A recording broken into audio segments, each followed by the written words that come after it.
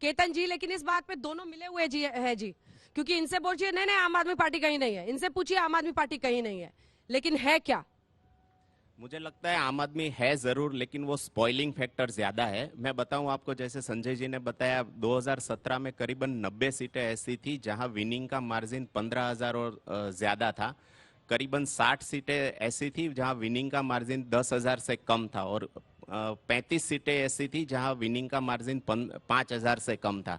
अभी आम आदमी पार्टी का कोई स्ट्रांग कैंडिडेट है जिसकी अपने मत क्षेत्र में थोड़ी बहुत भी एक वर्चस्व है, तो वो ज्यादा से ज्यादा प्रयत्न करने के बावजूद भी वो बीजेपी का जो अर्बन का विनिंग मार्जिन है उसको काट नहीं सकता। लास्ट टाइम हमने देखा था, हार्दिक पटेल जब कांग्रेस में थे और सूरत के वराछा रोड में बहुत बड़ी रैली हुई थी, और सभी पॉलिटिकल एनालिस्ट ये मान के चल रहे थे कि वराछा रोड में और सूरत में कांग्रेस दिक्कत दे सकती है भारतीय जनता पार्टी को। फिर भी वराछा रोड पे भारतीय जनता पार्टी के कुमार कानाणी 13,000 वोट की बढ़त से निकल आए थे। हाँ। उसकी बढ़त कम हुई थी, तो आम आदमी पार्टी ज्यादा से ज्यादा जो विनिंग कैंडिडेट है उसकी बढ़त कम कर सकता है, मार्जिन कम कर सकता है, लेकिन वो जीतेगा या कितनी सीटें लाएगा वो अभी डाउटफुल है। तो थर्ड फैक्टर है जरूर, लेकिन वो स्पॉइल ज्यादा करेगा रादर टू विन। ठीक है, मुझे लगता है कि शर्मा जी राहत की सांस ले रहे होंगे, लेकिन आम आदमी पार्टी वाले कह रहे हैं कि हम सिर्फ कांग्रेस को नहीं बीजेपी को भी नुकसान पहुंचा रहे हैं। इस पर चर्चा करेंगे।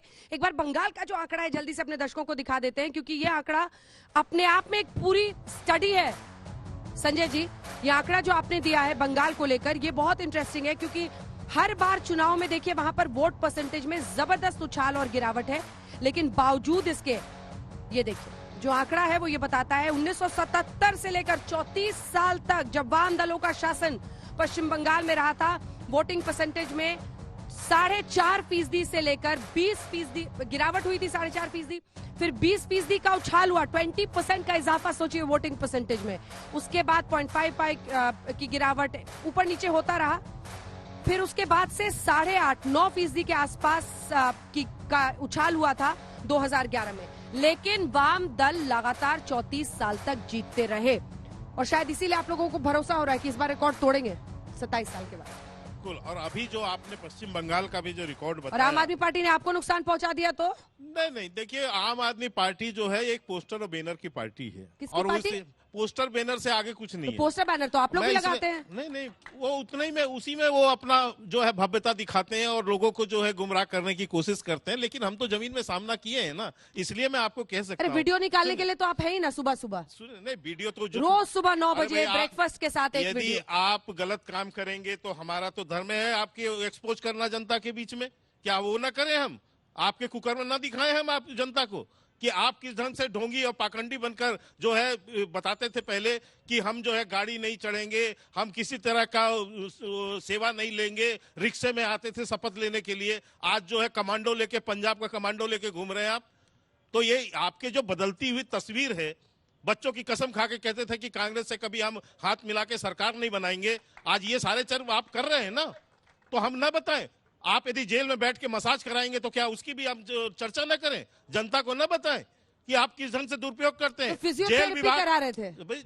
हाँ, तो फिजियोथेरेपी दिख तो गया लोग जनता को कि वो कौन सी फिजियोथेरेपी थी। एक रेपिस्ट जो है वो फिजियोथेरेपी कर रहा था, तो ये जनता को दिखना चाहिए ना। केजरीवाल का ढोंग तो लोगों को पता होना चाहिए। और मैं जो आपसे कह रहा हूं अंजना जी, कि हमने जो इनको देखा है, हमने उत्तर प्रदेश में देखा है इनको, 350 सीट के चुनाव लड़े, 345 सीटों में जमानत जब्त हो गई। उत्तराखंड में जो चुनाव लड़े उसमें लगभग सीटों पे जमानत जब्त हो गई। जो इनका मुख्यमंत्री का कैंडिडेट था वो हमारी पार्टी में आज है, वो हमारी पार्टी के प्रवक्ता है जिसको ये कहते थे। इसी तरह से ये गोवा में चुनाव लड़े, गोवा में 100% सीटों में इनकी जमानत जब्त हो गई। मणिपुर तो ये गई नहीं, जा ही नहीं पाते थे। अभी हिमाचल का चुनाव था, आप भी अंजना जी वहां थी, मैं भी था वहां पर हिमाचल में, वो तो चुनाव प्रारंभ होने से पहले ही डेरा डंपा उठा के भाग गए, और यहां भी वही हालत है। क्या तो संजय जी? हाँ, मैं इसलिए कहता हूं कि ये जो है पोस्टर बैनर की पार्टी है, और शुरू में आके किसकी पार्टी है? कांग्रेस पार्टी? कांग्रेस तो अब क्या बची है बताइए? पूरे देश सर, भर में 2.5 राज्यों में सिकुड़ के रह गई। पिछले नतीजों में 20 सीट का फासला था आपसे, वो तो आपको अहमदाबाद ने बचा लिया। 15 सीटें आपकी आई 21 में से। अंजना जी, मेरी 47 सीटें हैं सिर्फ 3 जिलों में। सूरत, बड़ोदरा और अहमदाबाद का साथ ना मिला होता 182 में 47 सीट्स है, तो आपके लिए सरकार बनाना मुश्किल हो जाता साहब। अरे आप हो जाता ना, सरकार तो बनी ना, इसी गुजरात की जनता ने बनाई ना। 27 साल से आशीर्वाद दे रही है गुजरात की जनता हमें, 6 बार हमें चुनाव जिताया। आखिर आंकड़ा, लोकतंत्र क्या है? आंकड़े का खेल है ना। सीटें तो हमारी ही ज्यादा आई ना, जनता ने हमको ही ज्यादा सीटें जिताई ना, तो हमारी ही सरकार बनी। हम और चुनावी छठवीं ट्रेंड बार को रोहन जी- एक हाँ, उदाहरण हाँ। कांग्रेस दिखाए कि 6वीं बार कहीं उसकी सरकार बनी। चलिए इसका भी जवाब हम ये दीजिए। कहते और हैं कि चुनावी जनता का ट्रेंड जो हम आशीर्वाद आंकड़ों, हमारे ठीक साथ है एक सेकंड, हम आंकड़ों के नजरिए से दिखा रहे हैं, क्या आप भी ये मानते हैं कि अब चुनावी ट्रेंड बदल रहा है? जैसे उत्तर प्रदेश में एक पूरा ट्रेंड बदला जब योगी जी वापस सरकार में वहां पर आए। हिमाचल प्रदेश में बीजेपी दावा कर रही है कि हम वहां पर भी जीत रहे हैं, वहां पर भी ट्रेंड जो है कि हमेशा कांग्रेस बीजेपी के। क्या मौजूदा दौर में ट्रेंड बदल रहा है चुनाव का?